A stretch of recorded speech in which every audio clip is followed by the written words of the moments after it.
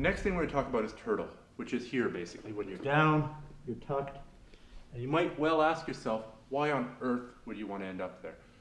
Well, you don't really want to end up there for the most part, but you're going to end up there. A couple of examples. If we're here and I'm shooting in for a double leg takedown and he sprawls on me, well, basically at this point, I'm in turtle. If I'm trying to do a shoulder throw in judo, and we're here, and basically I end up in turtle. We already covered how you might use the turtle to avoid having your guard passed, or how you might end up in turtle when you're escaping from side mount. So it is a position that you'll end up in again and again. So if you find your opponent is turtled in front of you, you want to get some weight on him right away. I see a lot of people, they're here and they're trying to set up their attacks and they're trying to set up their transitions. But if I don't have any weight on him, he can just roll away, put me in his guard, stand up, grab my leg, and it's not any good. I need to put weight on him. So typically, you might do that with your ribs here, right? There's not much weight on this knee right now, and there's not much weight on this foot. Most of it is on his body. If we're head to head, if we're this way, and I'm going for my attacks, this is bad. Most of that weight is being carried by my knee and by my other knee. If I'm here, however, my knees are off the ground and I'm driving on my feet. Now I'm a bridge. I've got weight on my feet and I've got weight on his back, and I'm not carrying any of the weight on my knees. So one common drill that you can use to put weight on your opponent, or to learn how to properly put weight on your opponent, is to put your solar plex in the middle of his back and circle around here. I'm not using my hands. I'm not putting my knees on the ground. All my weight is here. But that's just a development drill. That's not actually how you're going to move to his back.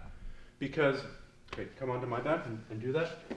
If Don were to do that in real life, okay, come back and circle around this way so they can see. If I circle this hand out here and drive there with my hand, let's do it at full speed here. I can look like an all-star wrestler. So basically, in order to move past his arms to get to his side or behind him, I have to get past his arms here, right? So let's say I'm on the front. One of my favorite ways to do this is to take my knee and drop this into his armpit, here. And then I spin on that knee. We're here, and I spin. It also gets my knee in behind his arm. On the other side, we're here. To some extent, you can also do that with your hand. You can block in the armpit here and circle there. All that really is designed to do is to stop his arm from coming out here and blocking you as you run behind. So basically, when he's turtled, I've got 3 general ways that I can align my body to his. I can be head to head. The classic way to control him here is with a front headlock where you have one arm and his head. Wrestling has a million things that you can do from here. This is head to head. Moving on to his side, where his back is going like this and I'm going like that. That's sort of classic Brazilian Jiu-Jitsu. You can also go behind here and pinch in with your knees and control them there. That's more of an MMA type thing where you're here and you're hitting them and you're hitting them and you're hitting them. I'm going to talk about being on the side because this is my bread and butter and it's most people's bread and butter. Could you turn a little bit here, please, Don? When I'm on the side, okay, if he's got his elbow and his knee, I'm going to take one or the other knee and drop it in here and bring it into the floor. I can do this and bring it in, or I can bring it in with my top knee. Either way, I want to start invading that space and separating his arm out from his body. I can grip onto his upper body in a number of different ways. Let's just say I've driven in with my top knee here. I can control his lapel here. Sit up, please. Here. Okay, go back down. and his near sleeve. This is a good position.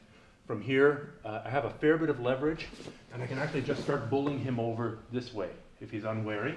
Come here, please. A lot of people like to cup the foot here, or grab the pant leg here. That makes it a bit more difficult for him to sit out and move around. But my personal preference is the under and over, because it dovetails so nicely with the material from rear mount. So I'm going to take this hand and go over. I'm going to take my other hand and go under his armpit. Sit up, please. So you can see here that I'm clasping my hand on his chest.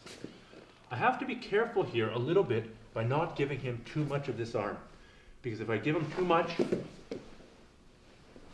he can roll me over and I've lost this valuable position. But if I'm here and I keep my elbow fairly high and I push his face a little bit, and I'm aware that that's a possibility, then I should be able to have the weight distribution not to get caught in that.